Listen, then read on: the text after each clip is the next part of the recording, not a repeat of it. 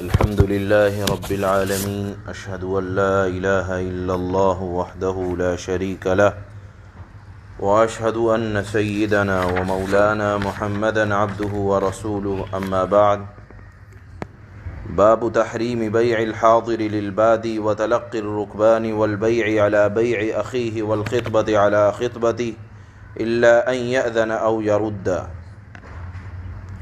عن انس رضی اللہ تعالی عنہ قال نهى رسول الله صلی اللہ علیہ وسلم ان يبيع حاضر لباد وان كان اخاه لأبيه وامه متفق علیہ.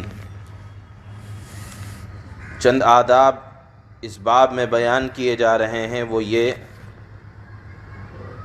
کہ اگر دیہاتی اپنا سامان شہر میں بیچنے کے لیے لا رہے ہیں تو شہر والے ایسا نہ کریں کہ دیہاتی کے خود سامان شہر کی منڈیوں میں بیچنے سے پہلے ان سے خرید کر اسٹاک کر لیں، اس وجہ سے کہ تاکہ شہر میں مال نہ رہے اور شہر میں اس چیز کی، اس سبزی کی، اس دال کی، اس غلے کی کمی ہو جائے، اور پھر جب ریٹ بڑھے تو ریٹ بڑھانے کے لیے، بھاؤ بڑھانے کے لیے اس کا اسٹاک کر لیا جائے اور بھاؤ بڑھنے کے بعد اس کو بیچا جائے.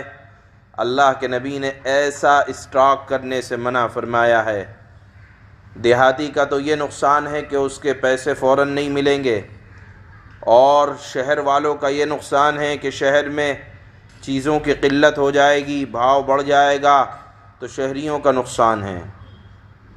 تو آج کی روایت میں یہ حدیث میں آ رہا ہے.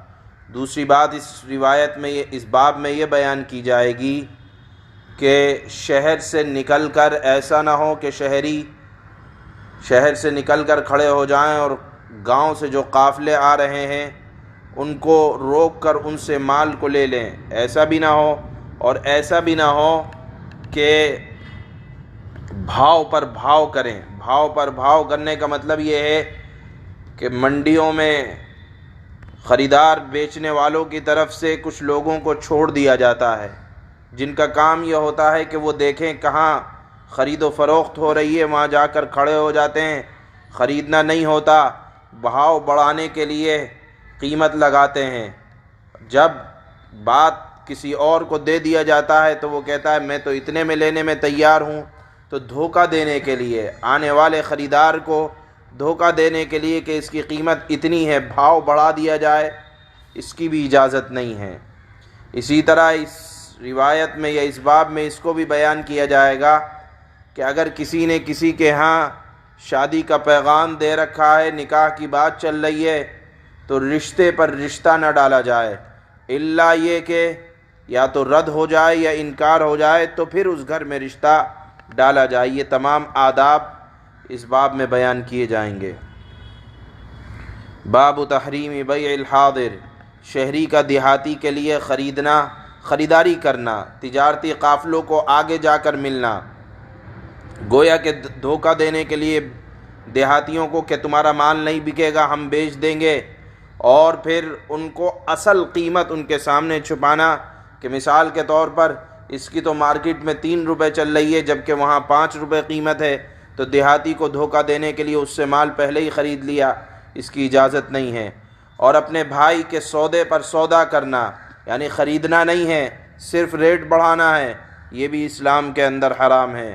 اور منگنی پر منگنی کرنا حرام ہے، مگر یہ کہ وہ اجازت دے دے یا رد کر دے تو پھر اپنے گھر سے پیغام بھیجا جا سکتا ہے.